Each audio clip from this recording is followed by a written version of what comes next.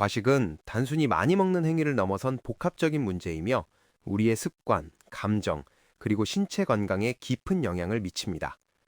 많은 사람들은 평생 진정한 배고픔을 경험해 보지 못한 채 살아갑니다. 그저 습관적으로 혹은 특정 감정을 해소하기 위해 음식을 먹는 경우가 대부분이죠. 영국의 시인 존 드라이든이 말했듯이 우리는 먼저 습관을 형성해야 한다. 그러면 그 습관이 우리를 만든다. 즉, 과식 역시 고쳐지지 않는 나쁜 습관이 되어 우리의 건강과 삶을 지배하게 됩니다. 음식을 먹으면 일시적으로 괴로움과 고통이 경감되는 듯한 느낌을 받지만 이전에 먹었던 음식이 채 소화되기도 전에 새로운 음식을 섭취하면 몸은 큰 부담을 받습니다. 새로 들어온 음식을 우선 처리하느라 기존 음식은 제대로 처리되지 못하고 몸속에 남아있게 되어 결국 몸은 혹사당하고 불편함을 느끼게 됩니다. 의학 박사 클렌치는 진정한 배고픔과 거짓 갈망을 구분합니다. 배고프지만 편안하면 진정한 배고픔이고 배고프지만 편안하지 않으면 거짓 갈망이라고 합니다. 건강한 사람은 에너지가 떨어지기 전에 배고픔을 느끼지만 아픈 사람은 배고픔보다 먼저 기운이 없어지는 것을 경험합니다.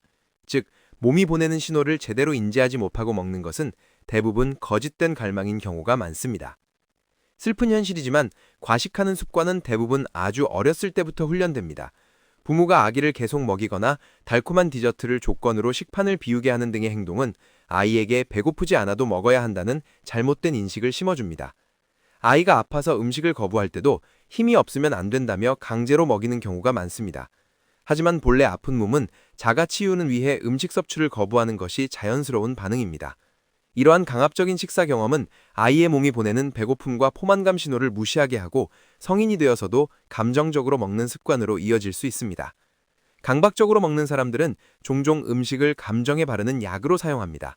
특히 사랑과 애정에 대한 결핍감을 음식으로 대체하는 경우가 가장 흔합니다. 이들에게 즐겨 먹는 음식은 중요한 인간관계를 대신하는 도구가 되며 몸을 위한 에너지나 영양 분위기보다는 쉽게 얻을 수 있는 즐거움으로 변질됩니다. 과식은 주로 자기 자신을 부정적으로 생각하는 데서 비롯됩니다. 강박적으로 먹는 사람 중 일부는 자신이 사랑받을 자격이 없다고 생각하며 이를 무의식적으로 증명하기 위해 비만이 되거나 매력적이지 않은 모습을 만들기도 합니다. 이는 육체적으로 매력적이지 않게 됨으로써 사랑이나 애정을 제대로 받지 못하는 이면에 진짜 감정적 문제와 마주하는 것을 회피하려는 심리입니다. 과식은 감정적인 문제인 경우가 많으므로 감정 상태의 변화를 통해서만 효과적으로 해결할 수 있습니다.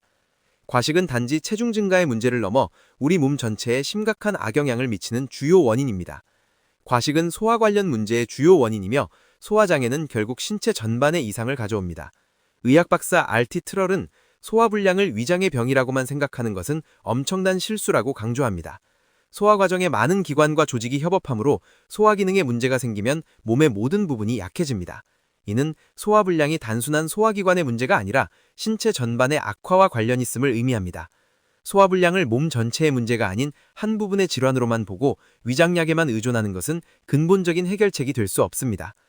과식이 암의 주요 원인 중 하나라는 것은 전 세계 유수의 암 연구소 실험을 통해 반복적으로 입증되었습니다.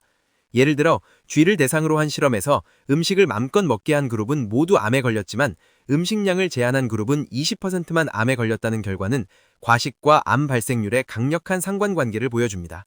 서구식 식사와 과식은 우리 몸에 지속적인 부담을 주어 점차 독성에 대한 내성을 증가시키지만 이 과정에서 소화 문제가 발생하고 결과적으로 신체 전반에 악영향을 미칩니다.